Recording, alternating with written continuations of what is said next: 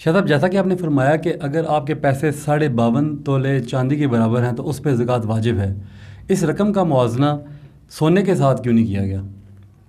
آپ نے رقم کا موازنہ چاندی کے ساتھ کیوں کیا ہے، سونے کے ساتھ کیوں نہیں کیا؟ یہ بھی بڑا اچھا سوال ہے اور بڑا خوبصورت سوال ہے۔ تو چونکہ جو دو نصاب ذکر کیے گئے ہیں، 7.5 تولہ سونا اور 52.5 تولہ چاندی، یعنی آقا علیہ السلام کی حدیث مبارکہ ابن ماجہ شریف کی کہ آپ کے پاس یا تو سونا ہو جو نصاب پہنچتا ہو 7.5 تولے کے، تو یا آپ کے پاس چاندی ہو جو کہ 52.5 تولے کے برابر ہو۔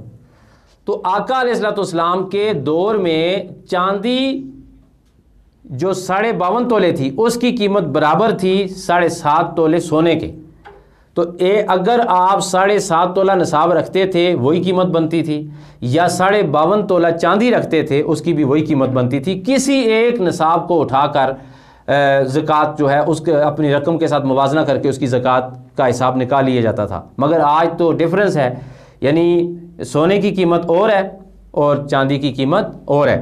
اب جو سونے کی قیمت ہے وہ ہے تقریباً 7.5 تولہ جو سونا ہے اس کی قیمت ہے جی تقریباً 4,50,000 روپے، مگر چاندی کا جو ریٹ ہے 52.5 تولے کی وہ آپ نے دیکھا کہ 47,250 روپیہ۔ تو آج کا جو سب سے اچھا موازنہ ہے وہ چاندی کے ساتھ ہے۔ آپ پوچھیں گے وہ کیسے؟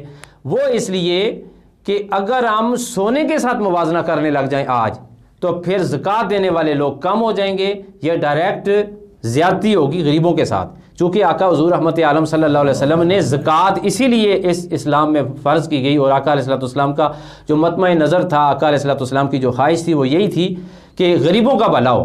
تو اگر آپ اس کو لے آئیں گے 52.5 تولے پہ تو پھر 47,000 تقریباً یہ زیادہ لوگوں پر زکوٰۃ واجب ہوگی اور زیادہ غریبوں کا بھلا ہوگا۔ اس لیے اس دور کے تمام علماء کرام نے مل کر متفقہ فیصلہ دیا ہے کہ چاندی کو دیکھا جائے گا کہ اگر آپ کی قیمت چاندی 52.5 تولہ چاندی کی قیمت کے برابر ہے تو آپ پر زکوٰۃ